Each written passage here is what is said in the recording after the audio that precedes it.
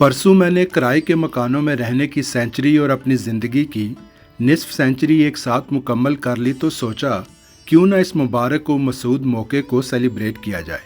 ये एजाज़ किसे मिलता है कि 100वां मकान शुरू हो और ज़िंदगी का 50वां साल ख़त्म हो। ये हुस्न इत्तफ़ाक़ नहीं, इश्क़ इत्तफ़ाक़ है। मैं खुशी खुशी घर पहुंचा तो बीवी को अफसरदा और रंजीदा पाया। मैंने कहा, बहुत उदास दिखाई देती हो, क्या नया मकान तुम्हें पसंद नहीं आया?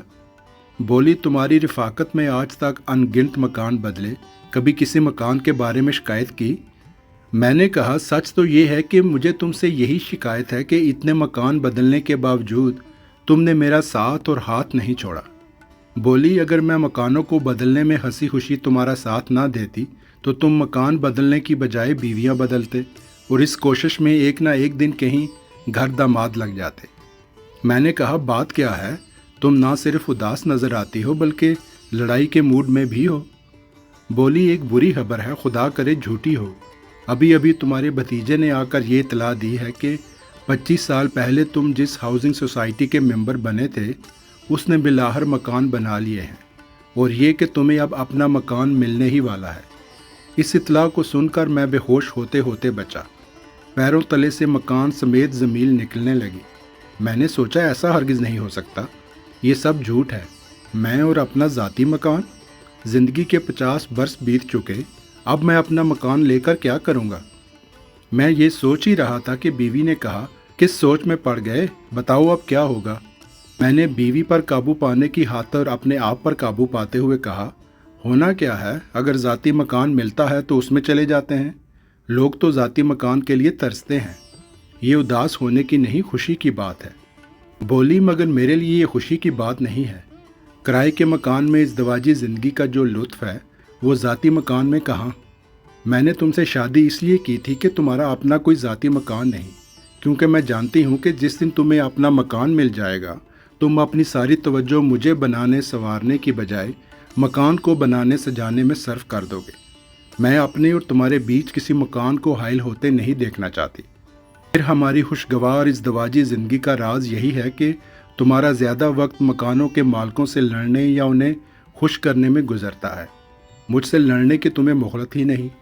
जिस दिन मालिक मकान हम दोनों के बीच से निकल जाएगा हम एक दूसरे के ख़िलाफ़ सफ़ा आरा हो जाएंगे। ये एक जंगी हिकमत अमली है जिसके बायस हमारे घर में दायमी और पायदार अमन कायम है। मैं घरेलू और आलमी अमन के लिए बड़ी से बड़ी कुर्बानी दे सकती हूँ, चाहे मुझे ज़ाती मकान से हाथ ही क्यों ना धोना पड़े। ज़िंदगी में पहली बार मैं अपनी बीवी की फ़हम व फ़रासत का कायल हो गया। मैंने कहा, मैं तुम्हारे जज्बात की कदर करता हूँ। सच तो ये है कि मैं ख़ुद भी अब किराए के मकानों में रहने का आदी हो चुका हूँ। जिस आदमी ने फ़ी बरस 2 मकानों के हिसाब से अपनी जाए रिहाइश तब्दील की हो उसकी खाना बदोशी को कम अज़ कम तुम्हें तो तस्लीम कर लेना चाहिए। अपनी तो सारी ज़िंदगी इस तरह गुजरी कि एक पाँव एक मकान में और दूसरा पाँव दूसरे मकान में। सच तो ये है कि मैं मकानों को बदलते बदलते मकान से ला मकान तक फैल गया हूँ। मैं मकान में हूँ भी और नहीं भी। मैं मकान के अंदर हूँ और मकान मेरे अंदर है। किराए के मकानों की बरकतों से जितना मैं वाकिफ़ हूँ शायद ही कोई और हो, बल्कि आज मैं जो कुछ भी हूँ वो किराए के मकानों में रहने की वजह से ही हूँ। तुम्हें याद होगा, शादी के बाद हमने एक मकान किराए पर लिया था। मालिक मकान ने 3-4 महीनों तक हमें हनीमून मनाने की इजाज़त दे दी। 5वें महीने से उसने किराए की अदायगी का मुतालबा शुरू कर दिया। मैं उससे मुंह छुपाता फिरता था। एक दिन आमना सामना हुआ तो उसने पूछा, आखिर तुम किराया क्यों अदा नहीं करते? मैंने कहा, इसलिए कि बेरोज़गार हूँ, कहीं नौकरी लगे तो किराया भी अदा करूँ। तुम्हें शायद मालूम नहीं, मालिक मकान कितने दिनों तक मेरी मुलाजमत की खातिर जूतियाँ चढ़ाता रहा। जगह जगह मेरी दरख्वास्तें दी। बिलाहर उसने मुझे नौकरी पर लगवा दिया। तनख्वाह से सारा किराया वसूल किया और अपने घर से निकाल बाहर किया।